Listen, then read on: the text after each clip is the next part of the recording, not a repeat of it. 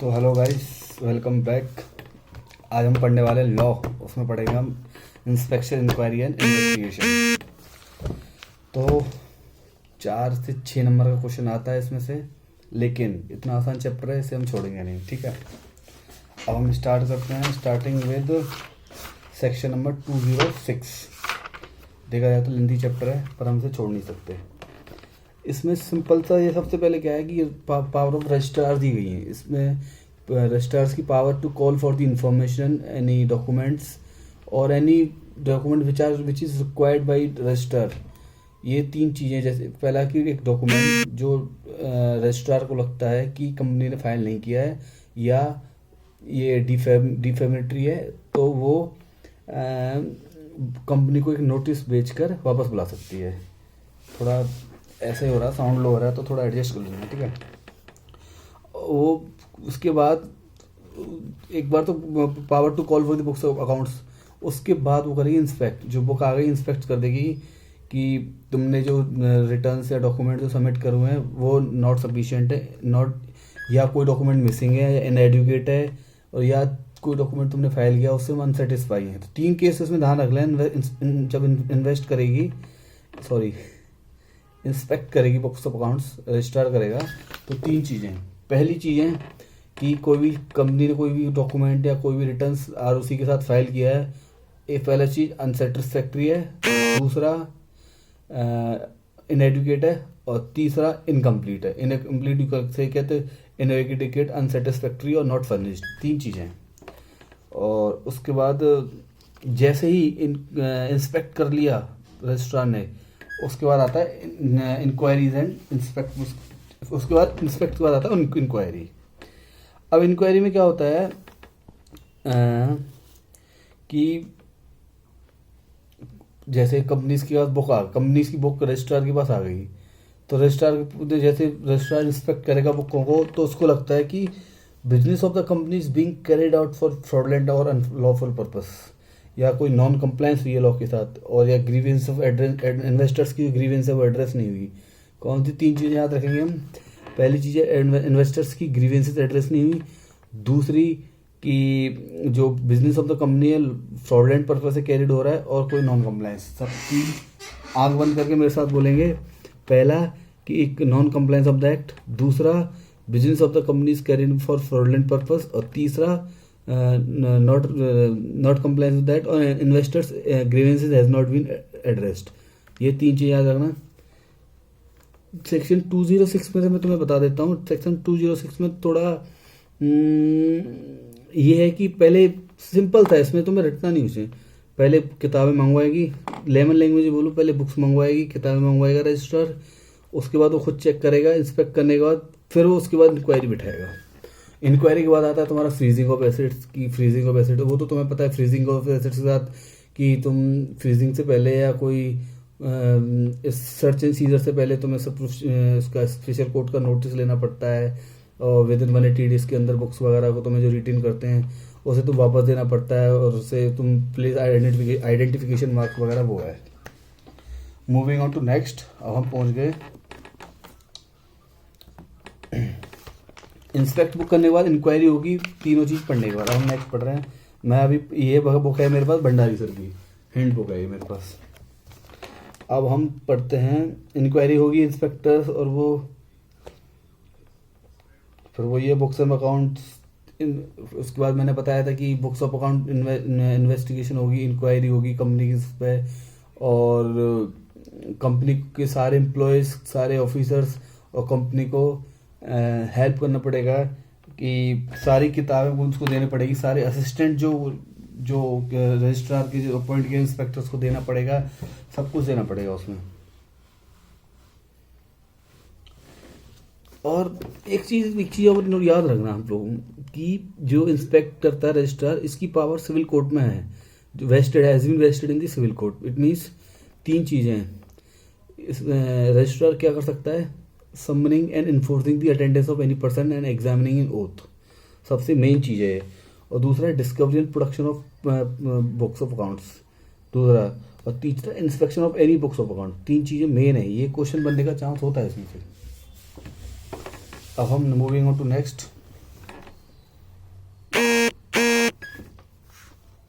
एक सेकंड।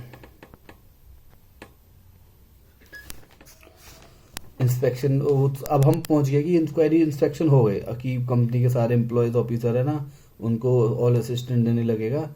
और सब असिस्टेंट देने के बाद 3 जो पावर ऑफ रजिस्टर्ड है सिविल कोर्ट्स में होगी। सिविल कोर्ट्स में वेस्ट की गई है, मतलब वेस्ट का मतलब मैं तो बता दूं कि जो पावर इस लेवल पे एक सिविल कोर्ट के ऑथराइज ऑथर को होगी, तो ऐसी उसके रजिस्ट्रार को भी होगी। ठीक है, अब हम करते हैं। अब देखो, हम पहले कहाँ पहुंचे थे कि registrar the power to call for the books of accounts. Books of accounts आ गई थी। उसके बाद दूसरा था उसमें कि conduct inquiry inspection. Inquiry inspection करने के बाद अब आते हैं हम सर्च एंड सीजर पर। सर्च एंड सीजर बहुत खतरनाक है, मैं तुम्हें बता देता हूँ। देखो इसमें क्या होता है, किसके बिहाफ पे होता है, किसकी किताब है, जैसे कंपनी, डायरेक्टर, की मैनेजर पर्सन, ऑडिटर या CS इन प्रैक्टिस। खतरनाक जो है भाई। रजिस्ट्रार या इंस्पेक्टर जो अपॉइंट किया गया है उसमें पहला enter the place of the business, दूसरा enter the place of seize books and papers of the company, तीसरा place identification marks. Identification marks हम 2-3 जगह देखेंगे, वो बहुत इंपॉर्टेंट है।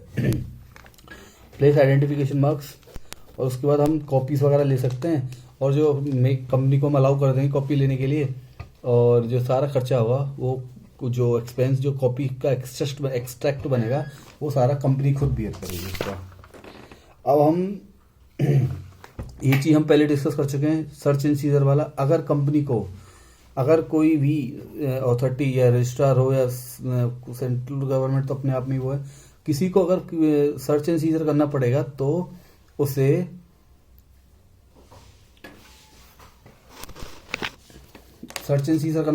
उसे स्पेशल कोर्ट से एक परमिशन लेनी पड़ेगी। और दूसरी चीज, बुक्स ऑफ अकाउंट्स हैं ओनली 180 डेज के लिए रिटेन हो सकते हैं भाई स्पेशल वो रजिस्ट्रार। अगर वो दोबारा चाहे तो उनको दोबारा मंगवा सकती है if they further needed it. Okay, और वो फिर हम तो सेक्शन 208 पाएंगे, investigation to the affairs of the company. वो थोड़ा बच्चे पढ़ रहे थे ना।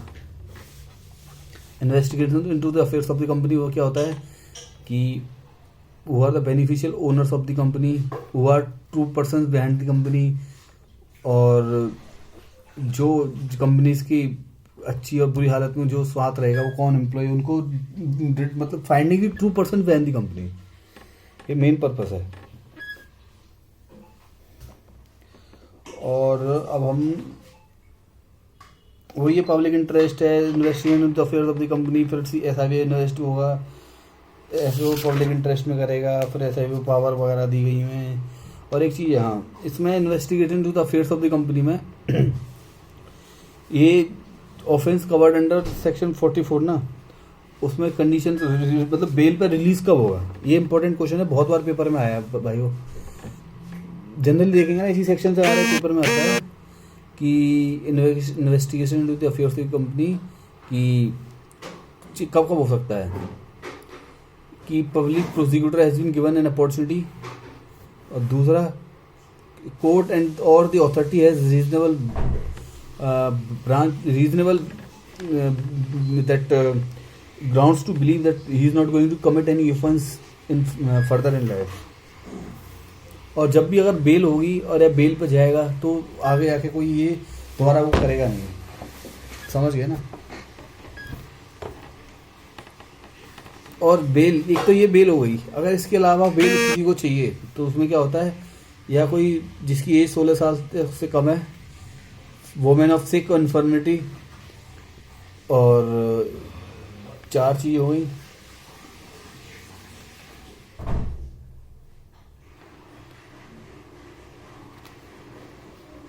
अरेस्ट करेगा, अरेस्ट मजिस्ट्रेट के पास ले जाएगा, मजिस्ट्रेट के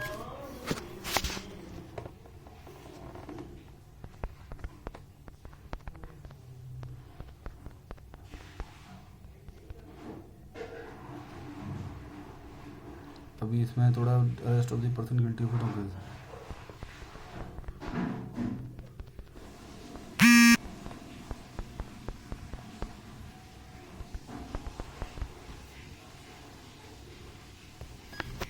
तो कंटिन्यू करते हैं इस वीडियो को। आज इसमें ना हम कम से कम 20 मिनट में हम इसको फिनिश करने की कोशिश करेंगे। देखो कोई स्पेशल क्लास वो नहीं है, सेल्फ करके उससे होगा तभी ठीक रहेगा। और एक चीज़ और है, कोई चीज़ तुम खुद से पढ़ोगे या कोई चीज़ तुम्हें कोई बताएगा तो उससे फ़र्क पड़ता है।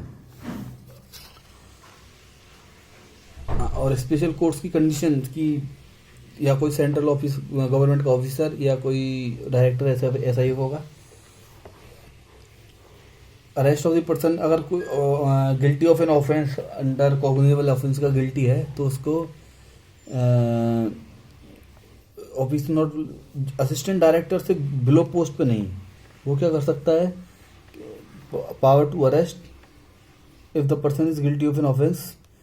और जो भी उसके हाथ जो भी मटेरियल उसके हाथ में मिला है तो उसे सील्ड एनवेलप में उसके मजिस्ट्रेट के पास भेजा जाएगा विद इन 24 आवर्स, और ट्रेवलिंग का टाइम एक्सक्लूड कर दिया जाएगा।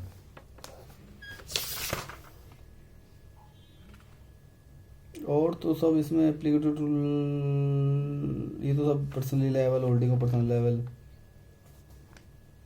सारी अथॉरिटीज़ को एक दूसरे के साथ इंफॉर्मेशन शेयर करनी चाहिए थी। एक चीज़ इसमें और है कि investigate into the affairs of the company by tribunal. Tribunal भी क्या कर सकते, सेक्शन 213 की बात कर रहे हैं हम। इसमें क्या करते हैं, ट्रिब्यूनल भी सेंट्रल गवर्नमेंट को नोटिस भेज के, एक नोटिस तो थोड़ा हम बोल सकते हैं कि इस कंपनी का अफेयर्स ऑफ द कंपनी का इन्वेस्टिगेशन होनी चाहिए। तो इन्वेस्टिगेशन होगी तो ये ट्रिब्यूनल कब करेगा, पहला केस इसको बांट देते हैं दो हिस्से में, company having share capital, company having not having share capital. कौन सा, company having share capital, second company not having share capital.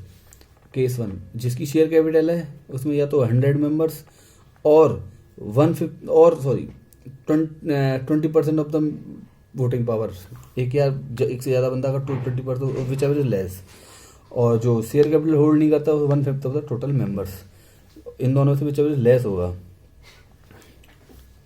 और फिर सीजी, अगर ट्रिब्यूनल ने जैसे वो भेजा है तो अगर सीजी को लगा कि ये बेस है, सही है, जेन्युइन है, तो इन्वेस्टिगेशन फेवर कंपनी को इन्वेस्ट कर देगा।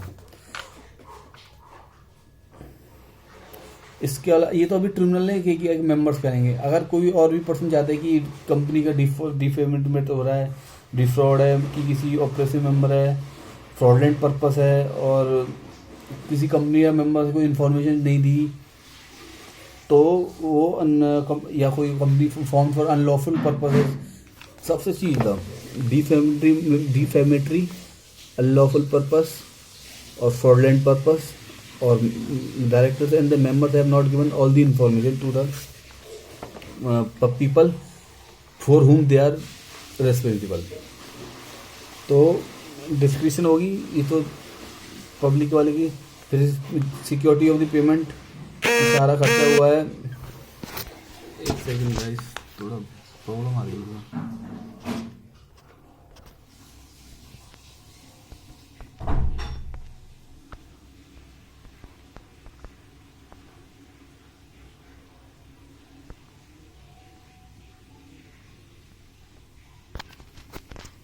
यस, ठीक है।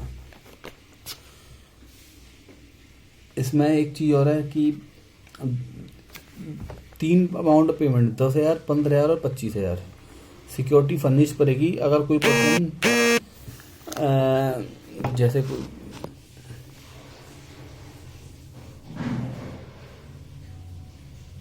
देखो, एक तो ट्रिब्यूनल ने 213 सेक्शन में बोला था, कौन सा 213 याद है, मैं बता देता हूँ, जिसमें मेंबर एंड नॉन मेंबर जो थे, जिसमें शेयर कैपिटल थी, वोटिंग पावर थी, वो वाला एक तो उसके इसमें। और एक कोई भी पर्सन चाहता है कि फिर तो कंपनी इन्वेस्टिगेट होनी चाहिए, तो उसके लिए सिक्योरिटी डिमांड करेगी। सिक्योरिटी कितनी, 10,000, 15,000, 25,000। 3 स्लैब हैं। स्लैब क्या है, अगर टर्नओवर अप टू 50 करोड़ है तो हमारा आ जाएगा 10,000 का। और turnover more than 50 crore but up to 200 crore 15,000, more than 200 crore 25,000। Turnover up to 50 crore 10,000, turnover up to 50 crore 10,000, more than 50 crore but up to 200 crore 15,000 and more than 200 crore उसके लिए 25,000 रुपये।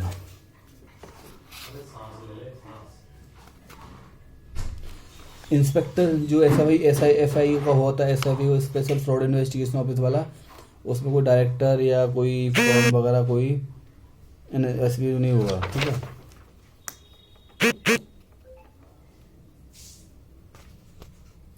Financial interested in success failure जो हम बताए थे, पर्पस ऑफ इन्वेस्टिगेशन कौन है क्या है।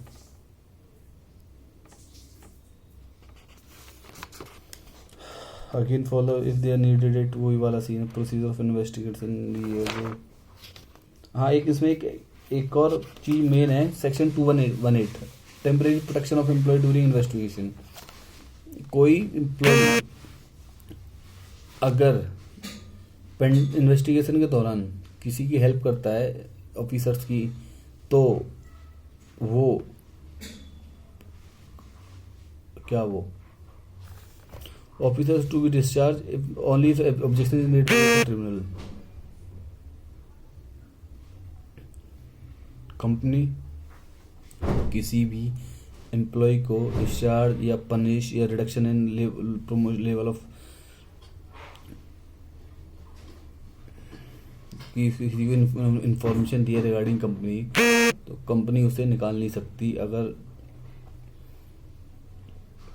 उससे पहले उसको सेंट्रल गवर्नमेंट की परमिशन लेनी पड़ेगी। और सेंट्रल गवर्नमेंट 30 दिन के अंदर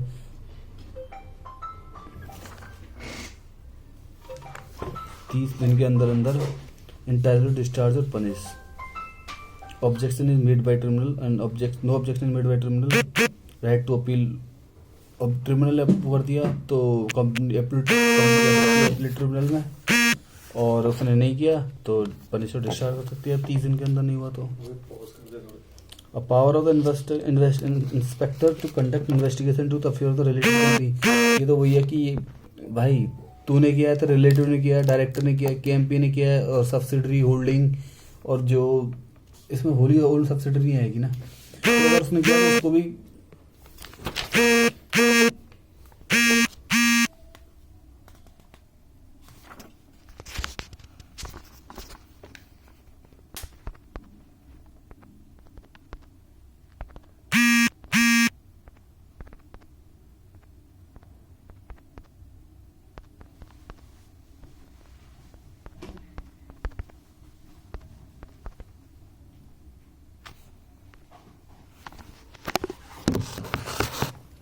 वीडियो को ज़्यादा लंबा नहीं खींचेंगे। इन्वेस्टिगेशन में एक चीज़ और उसे फ्रीजिंग ऑफ एसेट्स हो सकता है।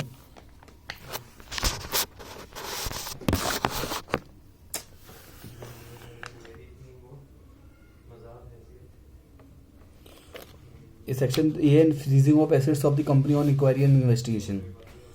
ट्रिब्यूनल ने उसे फ्रीजिंग ऑफ एसेट्स